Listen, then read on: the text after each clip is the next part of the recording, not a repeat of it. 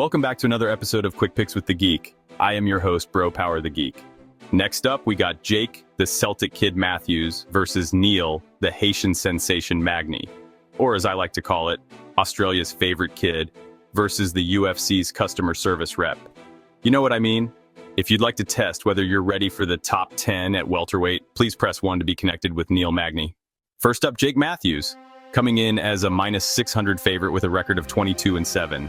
Now, this dude's been in the UFC so long, it feels like he's been fighting since they were still doing events on VHS.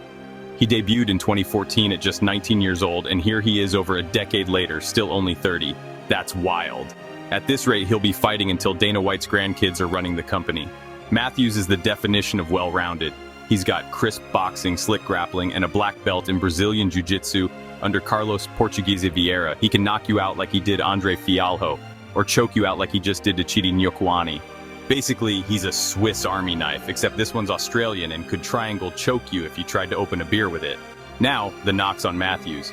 He struggled against the very top tier. He's like that guy at pickup basketball who dominates everyone, but the second an actual semi-pro shows up, suddenly he's working on his cardio. Sean Brady and Anthony Rocco Martin both tapped him, Michael Morales outboxed him, and at hash 11 right now, he still needs that big statement win to really break through. But overall, Matthews has evolved beautifully. He's not just the scrappy kid anymore, he's a mature, technical, and dangerous threat. Now across from him is Neil, the Haitian sensation Magny, coming in as a plus 425 dog with a record of 30-13. And let me tell you something, Neil Magny is the UFC's all-time welterweight win leader. The man has 22 UFC wins. He's basically the final exam for anyone in this division. You want to know if you're good, you fight Neil, you pass, congrats, you're top 10, you fail? Sorry buddy, back to the prelims you go. Magny's style is all about pace and pressure. He's got cardio for days, clinch work that makes you feel like you're in quicksand, and dirty boxing that will absolutely ruin your weekend.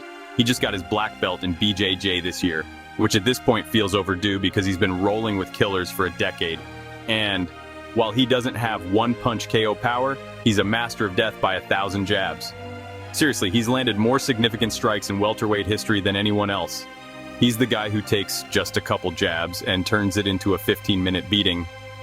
But here's the flip side. Magny struggles against elite strikers who can manage range. Shavkat, Burns, Chiesa, Morales, they all handled him. And while his durability is legendary, when he does lose, it can look ugly. Remember Carlos Paredes? Yeah, that knockout was brutal. So who wins? Well, Matthews has the advantage of being younger, sharper, and more dangerous everywhere.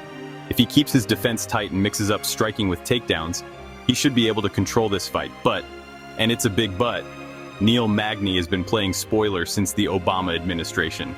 Every time we think he's done, he ruins some hot prospects' hype train. If Jake slows down, Magny could drag him into deep water, pin him against the fence, and ugly his way to a decision. That's how Neil makes his living. Death, taxes, and Magny spoiling the party. Official pick. I'm going Jake Matthews. Neil is the ultimate test, but I think Jake's got the tools to pass it. Look for Matthews to use that improved boxing to keep Magny honest, mix in a takedown or two, and eventually break through for a submission or a dominant decision. The Celtic kid gets it done and maybe, finally, punches his ticket into that elite welterweight conversation. If you enjoyed this, go ahead and smash that like button. If you haven't subscribed yet, what are you waiting for?